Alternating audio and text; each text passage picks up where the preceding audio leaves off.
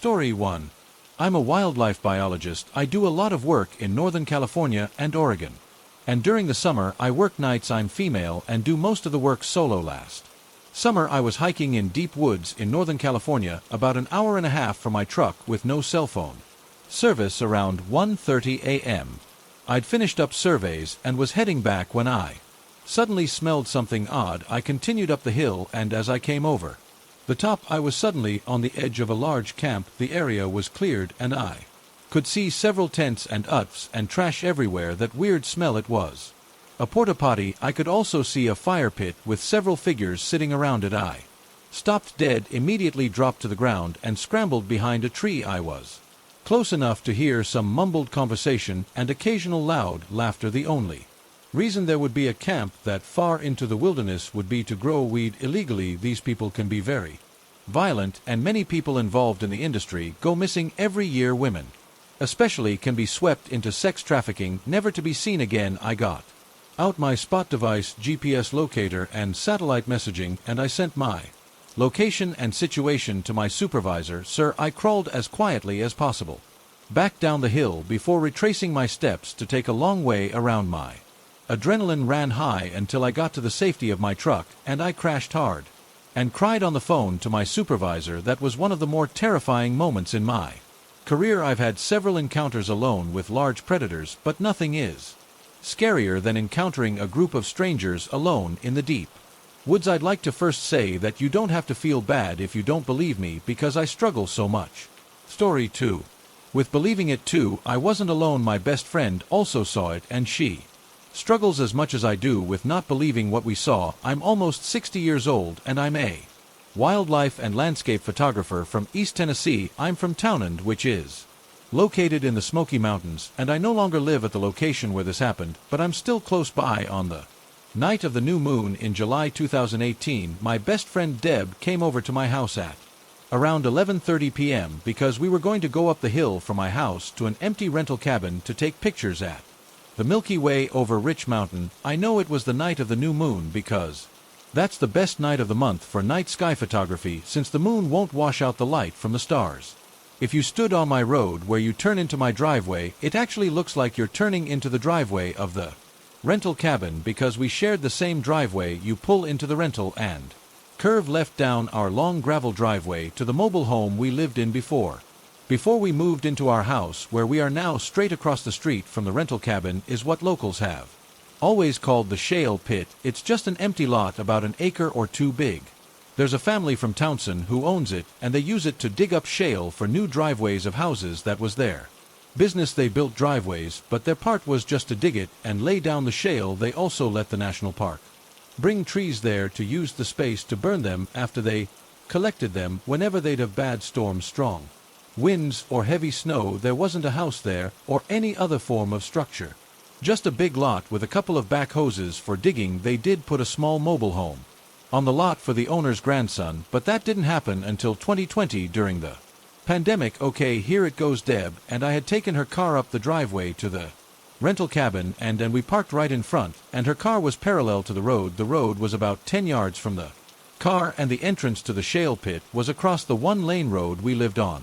So that would be about 10 more yards. That means 20-yard total from the car to the entrance of the shell pit. We set our tripods up and had each taken a couple of shots of the night sky when I heard what sounded like tires on gravel somewhere down at the river. You have to cross a bridge over the river to get to my house and all the houses on that road, the shell pit included, of course. I said out loud to her, "Someone's down at the river." I can't remember if she heard it or not, but just a few seconds later we heard a loud truck that sounded like it was crossing the bridge and starting of my road. It might be a quarter of a mile from the bridge to my driveway, probably less. We could hear that the truck was going really slow, and it sounded like it was really old and barely running. As it got closer, I asked Deb if she locked her car, since we were on the backside of the cabin and we couldn't see it from there. She said she hadn't. Deb has thousands of dollars worth of camera gear, and she had a lot of it with her that night. Without speaking, we both took our cameras off of our tripods and carried them and the tripods back to her car to lock it. I don't remember why we brought it all with us. I think we both just had a weird feeling about the truck. I know I definitely did. I don't even know what to say other than it sounded like it was creeping around the area, because it was Going so slow I could have walked as fast as that truck was going when we got back to her car. We set our stuff in the back seat right as the truck got to where it was even with the cabin and us. It was a dark-colored truck, and it looked like it maybe could have been in something like a Chevy S10 made back in the 70s or 80s. We couldn't see who was driving or how many people were in it. The truck stopped and turned into the driveway to the cabin, which means it was also turning into my driveway. It only got two wheels onto the property. When it stopped, it backed up across the street into the entrance of the shell pit. Its lights were shining directly into our eyes. It just sat there with its loud, sad motor running. Deb asked me what the hell they were doing, and I said I don't know, but they're starting to piss me off because they know they're blinding us with their headlights. I waited about 10 more seconds before I reached into my pocket and pulled out my Maglite flashlight and turned the dial around the bulb to high beam. Then I turned it on and pointed it right at the truck I had intended did on, shining my obnoxiously bright flashlight at them until they turned their headlights off or drove away. Well, they did turn their headlights off, and in turn I turned my flashlight off. They didn't turn the motor off, though. This was creepy, and my stomach kind of churned because I thought I'd pissed them off. And we were up at that empty rental cabin after midnight, and my husband was all the way back down at our house, asleep. The truck stayed there for about another half minute, and then it finally turned its motor on, and it was gone. Yes, I swear upon everything that I've ever loved, that truck just wasn't there anymore. We didn't see it fade away. It didn't turn off like a light switch or television. It just wasn't there anymore. Then Deb and I both did something totally out of character for two old ladies. We ran to where the truck had been sitting. I couldn't say a word, but damn well she yelled over and over, "What the did I just see?" I told her to stop screaming so I could call Jack, my husband. I was hysterical and told him to get up the hill as fast as he could. He also drove up instead of walking, and he was there in no more than 2 minutes. I told him a very short version of what had happened, and he went across the street to the shale pit and pulled in as far as he could. It's all just dirt and rock. There aren't even trees there since they dig in that area. The only trees are the ones the park brings there to burn, and there weren't any of those at the time. He came back across the street and said there's nobody and nothing over there except two back hoses. They must have left, and you all just didn't see them. We explained the whole thing again, and he realized that they couldn't have left without us seeing them since we were standing right in front of them. So he went back over there on foot, this time with my flashlight since it has the high beam setting on it. Again he came back and said there's nothing there. He said he even looked inside the cabs at the back hose just in case. There's actually a ridge above the shell pit lock, but it's vertical and about 100 feet high. This 1-acre lot is literally just dirt and rock with nowhere to go and nowhere to hide, even for a person, let alone a whole truck. We didn't take any more pictures. We went back down to the house and Jack went inside. I was outside with Deb, and she said, "See, there's no need to go in there and try to convince him of what we saw. It's ridiculous, and you can't expect him to believe you. It'll just cause an argument. We saw what we saw, but nobody is ever going to believe us, and now we don't even believe us. We talk about it sometimes and laugh about it, but it's not really that funny because even though we know we saw, what did we see? If it were a scary movie, you'd think the truck would just turn the motor off first and leave the headlights on and then disappear, but no. It turned off its lights, and we could very clearly see the truck sitting just yards from us. The motor goes off, and it was like I blinked, and it was gone, maybe even in less than a blink. How can an inanimate object be a ghost? I'm not sure I even believe in ghosts at all, but I saw that truck disappear, and as I typed those words, "if on," understand how ridiculous and stupid it sounds, but it happened. But I don't even believe it. It's a weird place to be in, and Deb is in that exact same place. I believe in God, so I guess that means I believe in the supernatural, since God is supernatural. But I don't believe in disappearing truns, but I saw one disappear. Can you all understand what I'm saying? I don't believe what I saw, but I saw it. It drives me crazy. Pun. Story 3. Intended in my mid-20s, I worked at a subacute rehab facility. Generally, these places exist to help those who are struggling after an accident or surgery to regain the mobility and quality of life with the help of physical therapy and around-the-clock nursing care. I worked in a dementia unit. These patients were long-term, and most ended up living out the rest of their days there, although it was called the dementia unit.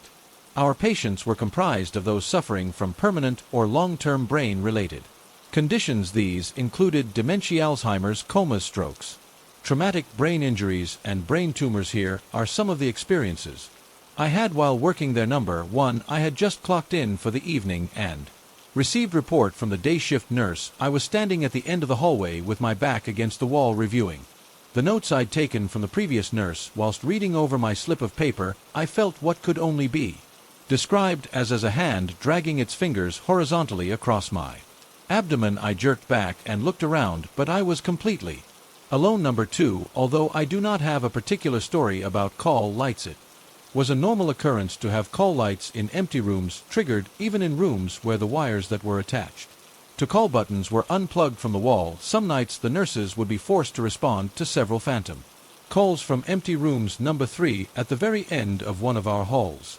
contained a habitually empty room. The heat-air conditioning unit was broken, so patients were never placed there. The nurses and aides would use that room for privacy during personal phone calls, to go to the bathroom in peace, or do whatever else that required some seclusion. One evening, I headed into that room's bathroom to touch up my makeup and fix my hair. I left the bathroom door slightly ajar while going about my business. I was putting my hair up in a bun when the bathroom door slammed shut behind me. Mid-heart attack, I spun around and jerked the door back open. The room was empty. The time it would have taken a human to exit the room would have been longer than what it took me to open the bathroom door. I'd also like to note that there was no furniture in the room. Nothing a human could have hid behind. I'm convinced it wasn't a living person who slammed that door. Number 4. One patient we had residing in the long-term unit was a middle-aged woman with severe Down syndrome. She was mostly nonverbal, save for a few words she would utter randomly. She was very sweet and always had a smile on her face. It was my turn to help her eat dinner the night this story takes place. She didn't have the motor skills to eat properly, so I spoon-fed her while we caught up on cartoons on her TV set, but this particular night she acted completely out of character. I didn't notice it first because I was engrossed in the show we were watching. I failed to notice her attempts to get my attention. She finally resorted to using grunts to call me away from the TV screen. When I did finally notice, she seemed overjoyed with something. Her mouth was stretched into a wide grin, and she was pointing at an empty corner in the back of her room. I could clearly see the corner, but nothing else. I looked back and forth between her and the corner, but I couldn't understand what she was trying to communicate. She was pointing, giggling, and waving at apparently nothing in the corner. I tried asking her what she was trying to show me in the form of simple yes and no questions that she could shake or nod her head to. I became uneasy with her actions because I knew she was seeing something that I could not. After I finished up feeding her, I walked back out to the hallway and was immediately approached by a fellow nurse. My stomach sank and I felt queasy while she told me the next door neighbor of the woman I was just feeding had passed away during dinner time. Number 5. It's not my story. This was told to me by a fellow nurse. My friend Mary worked the night shift at the same rehab as I, but this story takes place years before I was hired there. Mary was close to one of her patients, and she went out of her way to make her feel special. The patient was an elderly woman with no living family and was chronically lonely. Her name was Emily. When Mary bonded with Emily, it became a habit of Emily's to wait by her room's window, so when she saw Mary walking up to the building, she could wave. This became a special occasion for Emily, and the two would wave to one another before and after Mary's shift while she traveled to and from the employee parking lot. Then Emily fell ill and was unable to get out of her bed for a while. Every time Mary pulled up from work, she could check to see if Emily was waiting by the window. When she didn't see her, she would know walking in that Emily was sick. This went on for a few weeks. Mary would pull into the parking lot hoping to see her sweet patient up and out of bed and waiting patiently to wave to her, but then one day Mary showed up at work and saw Emily standing at her window peering out over the employee parking lot. Mary was thrilled and hopped out of her car and gave Emily a gleeful wave, but Emily stood motionless and did not react to Mary's exuberant greeting. Puzzled, Mary headed into the building only to quickly find out Emily passed away earlier that day. I hope you enjoyed these stories as much as I enjoy sharing them. Story 4. Last weekend my 5-year-old and I went tent camping in the Unas northeast of Utah. The weather was overcast weather by the time we got done paddleboarding. We Made our way back to camp. Once we got back to camp, I couldn't shake this feeling of un-need. I mostly shrugged it off, thinking I'm thinking the safety of my child. One thing to point out, there was a trailer and a truck close to us, but I never saw anyone throughout our experience from there at. Around 8 p.m. we started our campfire. We roasted BRS and ate snacks during this time. I would think I heard a crack or a subtle movement, and I thought it was just the embers popping. Once the sun finally set, I noticed it was completely pitch black outside the reach of our campfire, most likely due to the overcast weather. At this point, I decided it's time to pack up our food and take it to the car, but I had this sudden feeling that I was being watched, and I decided to turn my headlamp light on. I faced 30 degrees to the right of me, about 40 to 50 feet from us. I see a small bush-like tree, and above the tree, standing behind it, I see two big circle white eyes with a hint of purple staring at me. The animal or creature was far enough from the glow of the fire that I couldn't see a silhouette of a body, but it was close enough that it was odd behavior, and it was only seconds from us if it ran towards us. My first thought was it was a bear standing on its hind legs. Just being curious, it looked to be 8 foot tall or so. As I had my light facing the creature, who was abnormally close to our campsite, I grabbed my kiddo and bear's spray, and I told my kid there's a bear behind a tree, and assured him we will be fine. This creature just watched us intently. Suddenly, a few seconds later, my intuition screamed, "Get out now!" I then started walking backwards towards my car and told my kid to walk slowly with me. The creature made no movement and tilted its eyes on us as we moved away until my light could no longer reach it. I can't explain this new type of fear I was experiencing. It was unnatural. I think prioritizing my boy's safety allowed me to get us to the car in a much more composed manner. Once in the car, we waited 30 minutes to see if it would come into the campsite to look for food, but nothing happened. I thought perhaps it blent and we could sleep in the car to be safe. I decided that I was going to try and grab blankets from the tent, put the fire out, and we can pack out first thing in the morning. I thought wrong. The campsite from the car was about 150 feet away. To the right of us were big trees, and to the left is tall grass and brush. I go get out and turn my headlamp on. My light shines toward the brush, and laying low in the brush, I see the white eyes again staring at me. I decided to try to act big and yell out at the creature, but it made a move towards me, which in return made me jump back into the car and reverse. I tried to shine my car lights towards it, but I couldn't see anything. I decided to find help. I drive down and find a friendly fellow dad camper who's happy to help me pack up my things and leave. He arrives with a much brighter flashlight and his truck. As I'm packing, he sees the eyes and mentions there's 2 of them. He states they're not moose, deer, cougars, and if it is a bear, it's really odd behavior, and he doesn't know exactly what they are. I face towards where he's shining his light, and I see a second pair of white eyes. At this point, I am terrified. One of them is standing tall while the other is lower. This time they are much further back, as if they now know there's a new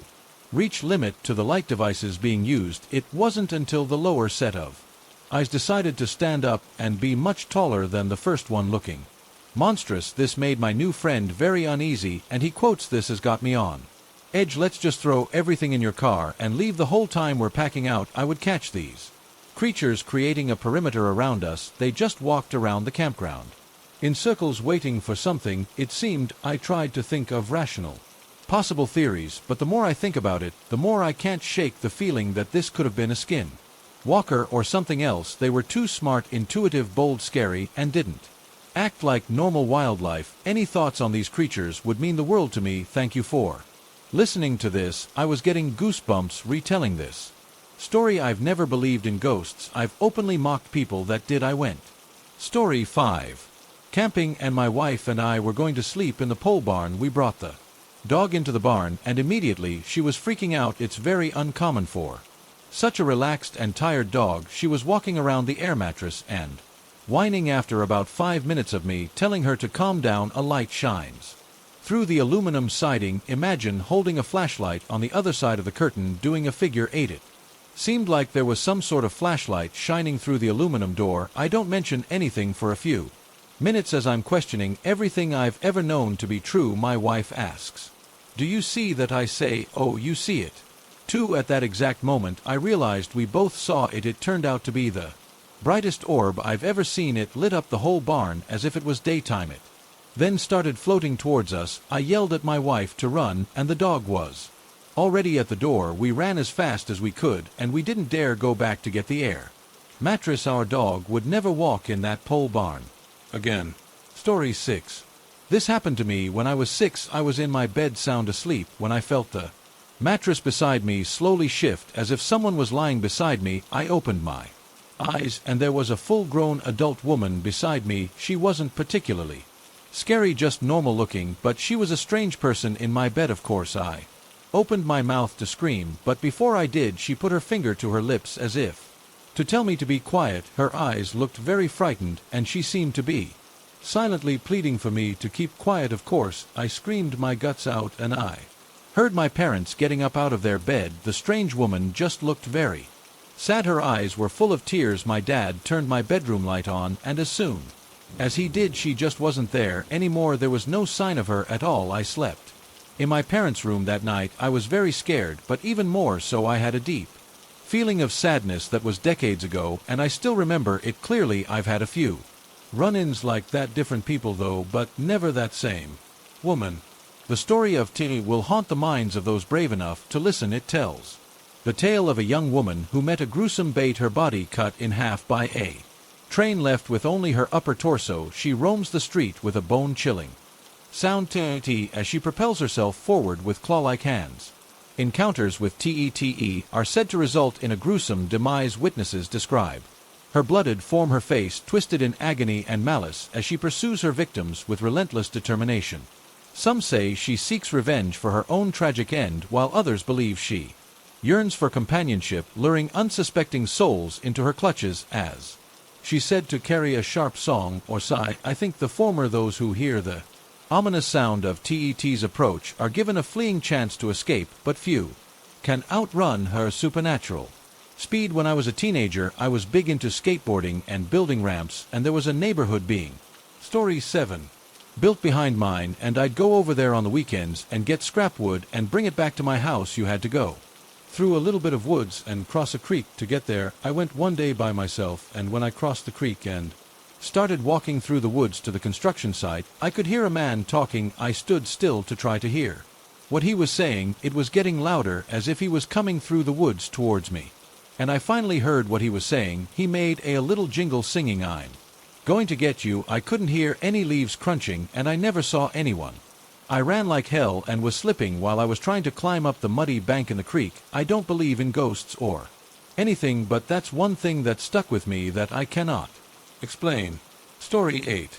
Can someone please let me know their thoughts on this? So I'm 31 and female, and I've been living at the same apartment complex for nearly 4 years. There's a guy who's about 45 or so who lives on the same floor as me, and he has for about the past year or so. He is so awful. I usually don't notice or recognize a lot of people who live there, but I quickly started noticing this guy because of how rude he is. Whenever we would happen to go downstairs in the elevator together in the morning before work, he would just mean mug me, and then when we would walk out of the glass doors into the parking lot, I would be walking behind him, and he'd let the doors close on me and not hold them open. One day about 6 months ago, my fiancée and I walked up behind him waiting for the elevator, and when he saw us, he was standing in front of us and just shook his head almost in disgust. Keep in mind, my fiancée nor I have ever had a conversation with this man. Then where things really get strange, about 6 months ago, I decided to hold the elevator doors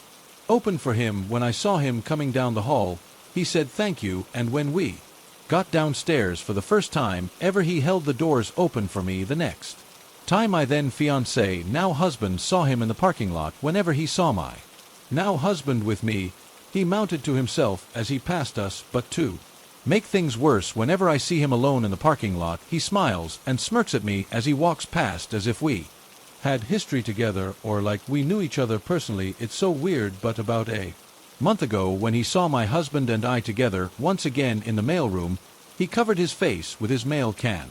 Someone please explain to me what the hell they think is going on with this man. I took a lot of psychology classes in college, and I can't even explain this behavior. I'm getting strange serial killer vibes. Like I said, we've literally never had a conversation with him. My Husband and I are both very friendly people, and I feel like we're giving off those vibes. It's so strange. This story takes place in the summer of 2017. My name is John, the first live in a rural story 9 part of Alabama, but I chose to work in the city. The drive is about 45 minutes or so, depending on traffic. However, by the time I picked my son up from the sitter, get dinner, and get home, I've been in the car about 1.5 hours. My house is surrounded by trees, and the neighbors are few and far between. It can be pretty lonely living here, but I enjoy the privacy. One evening, I pulled into my driveway and noticed something odd. The doors on my storage shed were wide open. I told my son to sit in the car as I got out to investigate. Gate, I didn't see anything missing, and closed the doors back. I know the wind had not blown them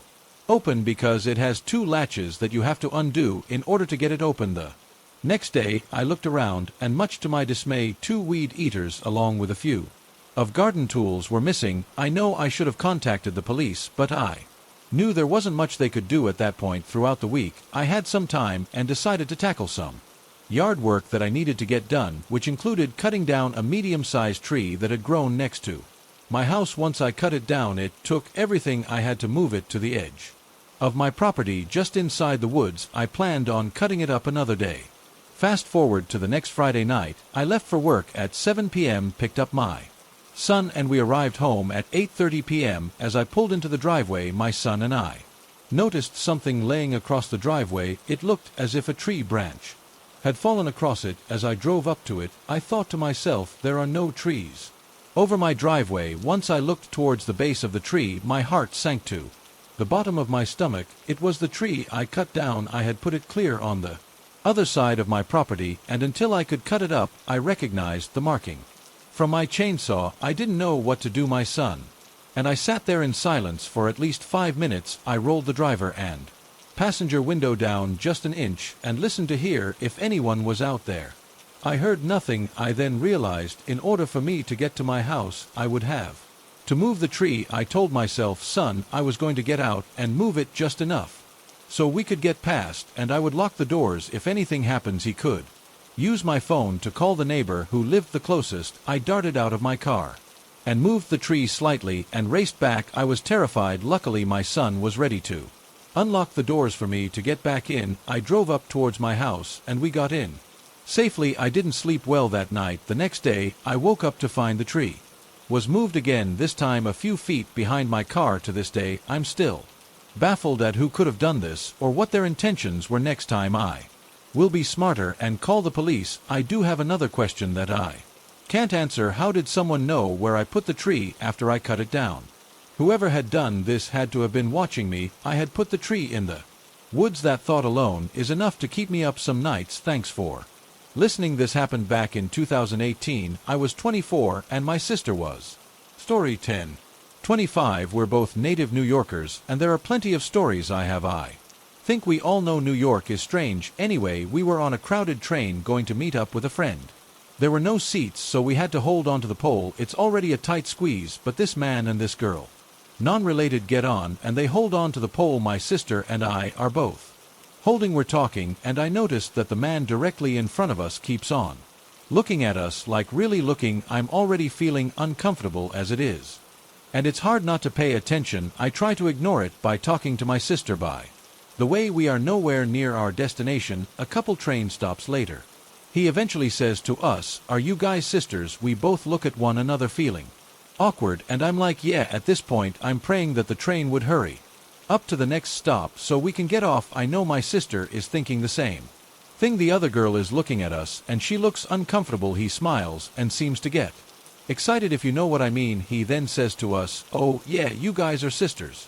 And in an incredibly perverted tone, he licks his lips and keeps looking from my sister to me, back and forth. At this point, the girl gives us an awkward smile, and she looks just as terrified as we do. I can tell that this man is getting really excited by the fact we're sisters, and he comments on how beautiful we are. My sister looks at me, and we see a stop coming up. We both know it's not our stop, but we're leaving the train. He keeps trying to talk to us, and we keep ignoring him, and as soon as the doors open, we leave the train again. I've been in many weird and uncomfortable situations, but the fact that he was literally so close to us with his perverted smile, his excited eyes, and Excitement, you know what? Yeah, I'm glad we were able to get away from him safely. Thankfully, he didn't follow. Story 11. This is pretty out there, but when I was a child having an asthma fit, my mother gave me some medication, but it got worse, so she gave me more medication. But the two aren't supposed to mix. I started tripping balls as a 3-year-old trips, I guess, and I saw a skeleton woman in a black robe. I started hysterically screaming, and my parents had me sleep on a cart in the hallway with the lights on. I kept referring to her as a Sona. My guess is from my mom mentioning the asthma medication and me moaning or something. Little kid stuff. Flash forward 8 years or so. Different house, different city. I was getting out of the shower and looked in the mirror. It was as Monona. I screamed and climbed into my bunk and covered myself with blankets, freaking out until my parents found me. My best guess is it was just fog on a mirror that somehow looked close enough to what I hallucinated as a toddler, and that unlocked a repressed memory and caused me to panic. I tried to tell my parents about it, but they just laughed it off and said I was making a boat incidents. I grew up on a small property in regional Australia. We lived about 3. Story 12. To 4 kilometers out of town, so not really far, but also far enough we never really got disturbed. On top of that, we were on a dead-end street down the end of another street off the main road, so not once have I ever seen any pedestrian near my house. Anyway, one night when I was about 12, I was watching TV when 2 of my brothers came downstairs and said, "Did you hear that?" I was pretty glued to the TV, so I didn't hear a thing, but apparently they heard footsteps outside and a couple of hushed voices. Seeing as my brothers were both around 20 and both big rugby-playing guys, their plan was for me to wait inside while they ran outside and tackled anybody they could find before calling the cops, so they both sprinted out the front door at the same time, splitting in different directions to wrap around the house and meet again on the other side, presumably each with a criminal wrapped in a headlock under their arm. If you've ever seen that movie Signs where Mel Gibson and Joaquin Phoenix run around the house, basically just picture that. Anyway, they never found them. They swear to this day that they heard voices, but nobody was ever seen. Our property has a lot of thick bushland right up to the house, so all we can think is that when my brothers came out, these guys just dissolved back into the bush and watched. They then probably just took off once the coast was clearing again. The whole thing scared the hell out of me. One night I was driving from North Dakota to Nebraska, and I was passing Story 13 through a section of South Dakota that sits between the Rosebud and Pine Ridge reservations. I was in the absolute middle of nowhere, no lights for miles, perfectly clear winter sky, amazing stars.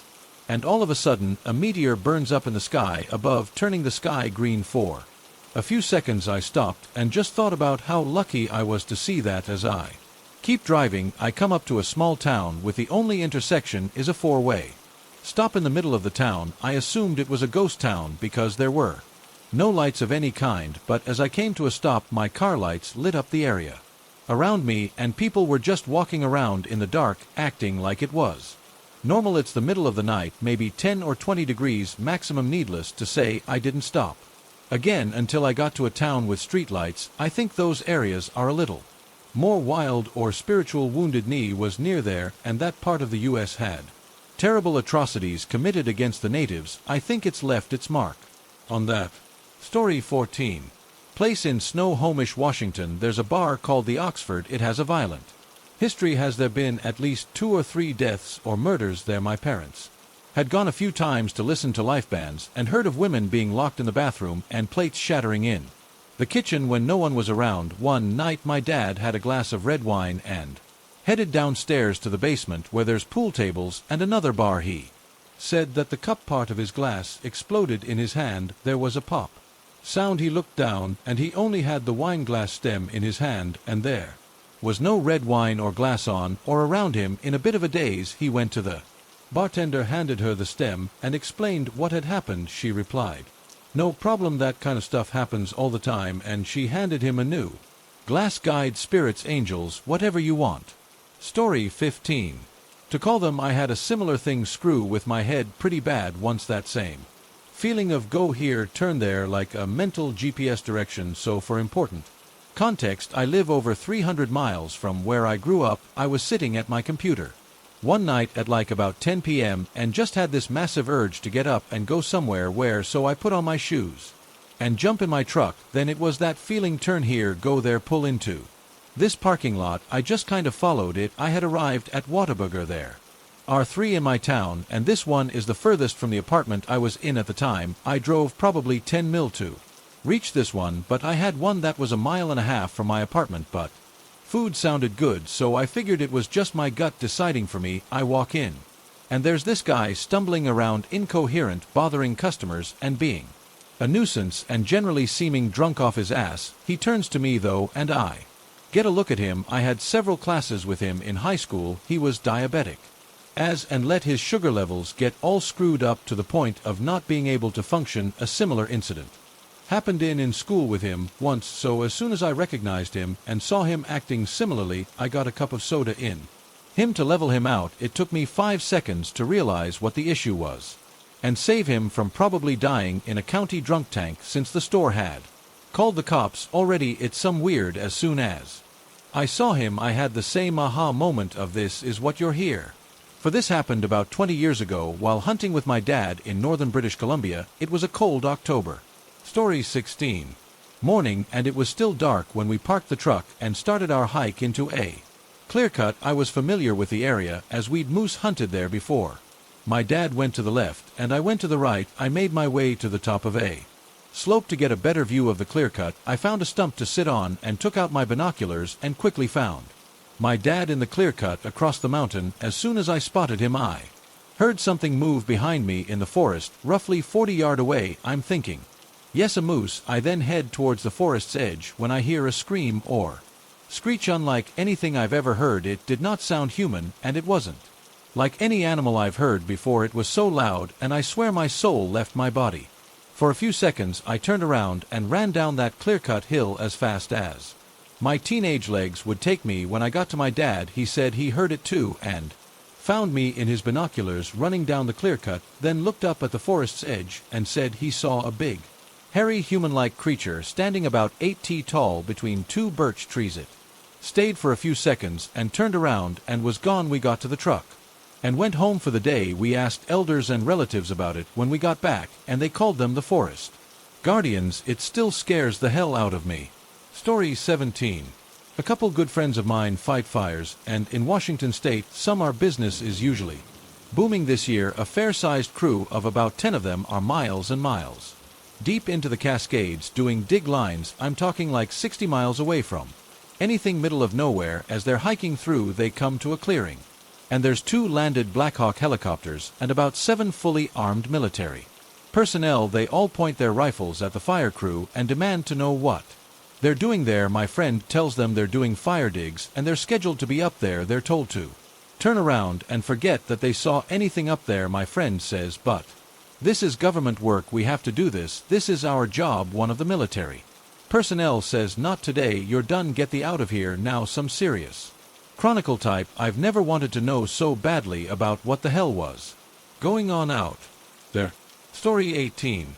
I was 14 years old moose hunting in northern British Columbia, Canada with my dad. My feet got cold, so I got down from the tree stand to walk around, get the blood flowing and whatnot. Not 30 seconds later, my dad very calmly says, Mike, get back up in the stand. Being a teenager, naturally, I was defiant. 10 seconds go by. I hear, Mike, get your ass back in this tree stand right now. Up until that point in my life, I'd never heard my dad say like ever, so I figured, hey, maybe I should listen, and I climbed back up the stand. My dad grabbed my face and jerked my head to the right, where I saw an absolute unit of a silver tip grizzling charging down the trail towards where I was standing. Another 10 seconds, and I could have been chow. That is, depending on how good a shot my dad would have been. This didn't happen to me, but it happened to my mom's friend one day. The Story 19. Friend and her sister were driving on a freeway, and I don't remember how this happened, but the car crashed and flipped and rolled over 5 lanes. My mom's friend was the only one conscious, and she was trapped under the steering wheel, and her sister's head was bleeding really bad. She said a normal-looking man wearing white appeared out of nowhere and then came up to them. He took off his shirt to wrap the sister's head, and then he left. When the paramedics arrived, they asked who wrapped the sister's head, and she told them. The paramedics asked where he went, and she pointed to the direction he walked, and the paramedics said they just come from that direction, and no one was on the road for miles, they also said. That he wrapped her head in such a perfect way that she would have bled out and died if he hadn't done. Shortly after September 11th, taking a flight home, and a guy sitting across the aisle from me told me he blows planes like this one. Story 20.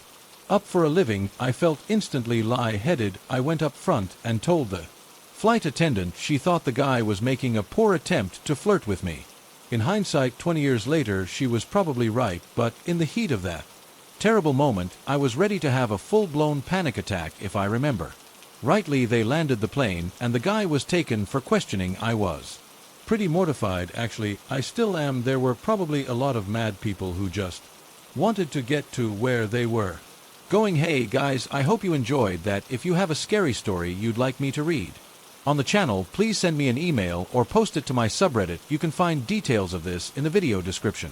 It's the stories that make this, and this is the best way to ensure variety in the stories I share. Thank you all for listening, and a special thanks to my channel members and patrons who now have special access to ad-free videos and other behind-the-scenes content. Leah McBride, Emily Pearson, Tyler Wilson, Lynn Meeks, Kristen Berto, Shags, Betty Brentley, Candace Lee, Africa, Winfield, Becca, Lydia Adams, Girl, Veteran Legends, CBZ 69, 2012, Katrina King, Hospital, Cakewalk, Dirty, Diana, Quinta Seagull, Shirley Porch, Taylor Ruist, Anaisa Petrie, Jasmine Davis, Janelle Jensen, Jasper Roth, Alex Monica Levels, James Gargano, Sarah P. Fire 5, Mad as a Felter, Tiara Sanders, Melissa Kinger, Kitty Cat, Luna 2, Chelsea Mufford, Ryan, Gabrielle, Jenny, Sarah Zepp, Tay, Sarah C. Sam, Amanda Jane, Vampy Debs, October Gypsy, Rebecca, Erica B., Maribel DeLuna, Lloyd Rash, Jennifer Jenkins, Callie Townsend, Mary Wright, Tara Harris, Elizabeth Knapp, Eddie Sean Gorman, Sue Gordon, Spiders, Webb K., Chrissy Abson, Alice Dina Kinger, Snowball Raina, Lady Dreer, Brenda Pretty, Girl 215, Amber Davis, Sigma Cube X, Letitia Ackland, Ollie O'Neill, Gina Art, Lily Pad, Ashley Nicole, Sarah Chalo, May 2nd, 2003, Bella Plays, 2006, Skin Crawler, Stephanie McLaren, Borderline, Betty Kuro, Top, R. Kelly and Bain, Michael, Ollie Neal, Kavanaugh, The Dead Movie Society, Diana Johnston, T. Adwell, Danielle Pum Posey, Crafty Kell, Brooke, Scott McKenzie, Megan Abrams, Jane Wiggins, Jasmine Davis, Jack White, Your Pay Piece, Dilly, Emma, Lisa, Tanya Ferguson, The Wendy, Ember Hops, Alexis I.A., Tuttle, Ram Beltron, Elizabeth Mays, Unladylike 13, Pegasus, Genesis, Sheila Grant 44, Sona Scout, Mom 405, Cheryl Ducker, Ashley Bray, Angela Reeves, Kim Thompson, Brock Ballard, Nick Bosky, Jessica Lay, Yennefer Clary, Scott, Timothy Stratton, Melissa Kinger, Shane Stephen, Serge Vargas, Bart, In Real Life Ale, Jordan, Lisa Apprentice, Mason Hayes, Sarah Price, Jasmine Thomas, Angie Lindell, Z. Harris, Kirby Harris, Wosapan Lavina, Cordelia, Misty Raker, Michelle Green, Dixie Busby, Paula Ferreira, Nez Samantha Play, Donna Cox, Stephen Wheeler, Melissa Moore, Dessa Edmondson, This Bad Kitty, Gloria, Christina Myway, Connie Sue Carroll, Zeno Merciful Humming, Kelsa Rundle, Ashley J. Vicky Howell, Joe Turzoe D. Nicholas Johnson, Kimmy Love. Once again, thank you guys for listening. Have a great night.